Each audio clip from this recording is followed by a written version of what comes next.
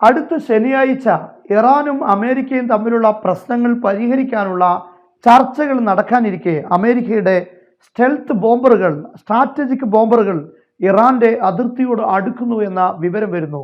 അതായത് ഈ ചർച്ചകൾക്ക് മുമ്പ് തന്നെ ഇറാനിൽ ആക്രമണം നടത്താൻ അമേരിക്ക തയ്യാറെടുക്കുന്നുണ്ടോ എന്ന ചർച്ചകൾ അന്താരാഷ്ട്ര മാധ്യമങ്ങൾ ഇപ്പോൾ നടത്തിക്കൊണ്ടിരിക്കുകയാണ്. യഥാർത്ഥത്തിൽ ഈ ചർച്ചകളിൽ എന്തെങ്കിലും പോസിറ്റീവായ റിസൾട്ട് ഉണ്ടാകുമോ എന്ന് ആർക്കും പറയാൻ കഴിയില്ല.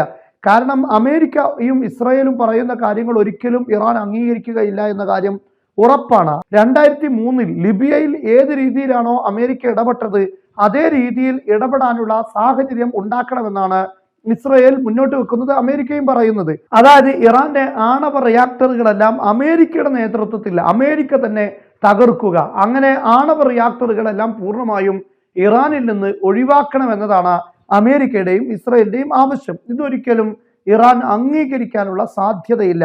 ഇറാന്റെ വിദേശകാര്യമന്ത്രിയും അതുപോലെ പരമോന്നത നേതാവും ഈ കാര്യം കൃത്യമായി പറഞ്ഞിട്ടുണ്ട്. 2003 ലിബിയയിലെ കരാറാണ് അമേരിക്കയും ഇസ്രായേലും മുന്നിൽ കാണുന്നതെങ്കിൽ അത് കേവലം സ്വപ്നങ്ങൾ മാത്രമാണ്, നടക്കാൻ പോകുന്ന കാര്യമല്ല എന്നാണ്. ഇത് മാത്രമല്ല, ഇസ്രായേലും അമേരിക്കയും മുന്നോട്ട് വെക്കുന്നത് ഇറാന്റെ മിസൈൽ പദ്ധതികളും അവസാനിപ്പിക്കണമെന്നാണ്. അതുകൊണ്ട് തന്നെ ഇറാൻ പറയുന്നത് ഈ ചർച്ചയിൽ ഞങ്ങൾക്കൊരു വിശ്വാസവുമില്ല, അതുകൊണ്ടാണ് ഞങ്ങൾ ആ ചർച്ചയ്ക്ക് അമേരിക്കയുമായി നേരിട്ട് തയ്യാറല്ല എന്ന് പറയാനുള്ള കാരണം. മറ്റൊരു പ്രധാനപ്പെട്ട കാര്യം, അമേരിക്ക ഈ ഒരു ചർച്ചയിൽ നേരിട്ടുള്ള ഒരു ചർച്ച ഉണ്ടാവുകയാണെങ്കിൽ അതിൽ ആണവാക്രമണം കൊണ്ടുള്ള ഭീഷണിയായിരിക്കും ഇറാന് നേരെ അമേരിക്ക ഉയർത്താനുള്ള സാധ്യത.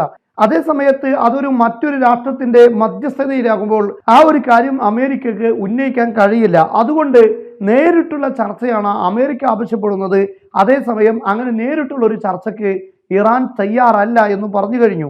എന്തായാലും ശനിയാഴ്ച ഈ ചർച്ച നടന്നാൽ തന്നെയും ഇറാൻ അമേരിക്ക ഉന്നയിക്കുന്ന, ഇസ്രായേൽ ഉന്നയിക്കുന്ന കാര്യങ്ങൾ അംഗീകരിക്കാൻ തയ്യാറാവുകയില്ല എന്ന കാര്യം തന്നെയാണ് നമുക്ക് മനസ്സിലാക്കാൻ സാധിക്കുന്നത്. അതേസമയം ഈ ചർച്ചയിൽ അമേരിക്ക മുന്നോട്ട് വെക്കുന്ന കാര്യം ഇറാൻ അംഗീകരിക്കുന്നില്ല എങ്കിൽ തീർച്ചയായും ആക്രമണമായിരിക്കും ഉണ്ടാവുക എന്ന് അമേരിക്ക ഡൊണാൾഡ് ട്രംപ് ആവർത്തിച്ച് പറഞ്ഞിരിക്കുകയാണ്.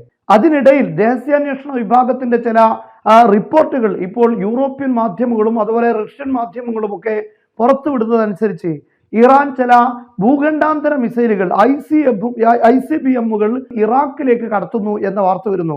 അതായത് യൂറോപ്പിന്റെ ഏകദേശം ഒരു വലിയ ഭാഗം തകർക്കാൻ മാത്രം ശേഷിയുള്ള വലിയ എക്സ്പ്ലോസീവ് ആയിട്ടുള്ള ആയുധങ്ങൾ, അതായത് ഭൂഖണ്ഡാന്തര ബാലിസ്റ്റിക് മിസൈലുകൾ ഇറാഖിലേക്ക് കടത്തുന്നു എന്ന് വരുന്നു. ഇത് ഇറാഖിലേക്ക് കടത്തി കഴിഞ്ഞാൽ തീർച്ചയായും അത് ഇസ്രായേലിനെ ആക്രമിക്കാൻ ഇറാന് വളരെ എളുപ്പമായിരിക്കും. ഇനി മറ്റൊരു വശം നമ്മൾ എടുത്തു നോക്കുമ്പോൾ അമേരിക്ക ഇത്തരത്തിലുള്ള ചർച്ച നടത്തിയ രാഷ്ട്രങ്ങളുടെ സാഹചര്യം എന്താണ്?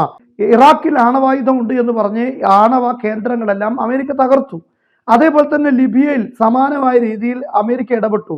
എന്നാൽ അത് തകർത്തതിന് ശേഷം സുരക്ഷിതത്വമാണോ ആ രാഷ്ട്രത്തിനുണ്ടായത്? അല്ല, തകർത്തതിന് ശേഷം സുരക്ഷിതമായി അമേരിക്ക ഈ രാഷ്ട്രങ്ങളെ യുദ്ധം ചെയ്തു എന്നതാണ് കഴിഞ്ഞ കാലങ്ങളിലെ വാർത്ത വായിക്കുമ്പോൾ നമുക്ക് മനസ്സിലാക്കാൻ സാധിക്കുന്നത്. അതായത് ഇറാന്റെ ആണവ കേന്ദ്രങ്ങളെല്ലാം തകർത്തതിന് ശേഷം ഇറാനെ ആക്രമിക്കുക, അതായത് സുരക്ഷിതമായി ആണവായുധങ്ങളില്ല എന്ന് ഉറപ്പുവരുത്തി ഇനി ഉണ്ടെങ്കിൽ അതെല്ലാം നിർവീര്യമാക്കിക്കൊണ്ട് ആക്രമിക്കുക എന്നതാണ്. ഇങ്ങനെ ഒരു കരാറിലേക്ക് ഇറാൻ എത്തിയാൽ പോലും ഒരിക്കലും അമേരിക്കയുടെ ചരിത്രം വെച്ച് പരിശോധിക്കുമ്പോൾ ഇറാന് സുരക്ഷിതത്വം ഉണ്ടാവുകയില്ല. തീർച്ചയായും അങ്ങനെ ഒരു സാഹചര്യം ഉണ്ടായാൽ ശക്തമായ ആക്രമണം പിന്നെയും ഇറാൻ നേരിടേണ്ടി വരും എന്നതാണ് അമേരിക്കയുടെയും ഇസ്രായേലിന്റെയും ഒക്കെ ചരിത്രത്തിൽ നിന്ന് നമുക്ക് മനസ്സിലാക്കാൻ സാധിക്കുക.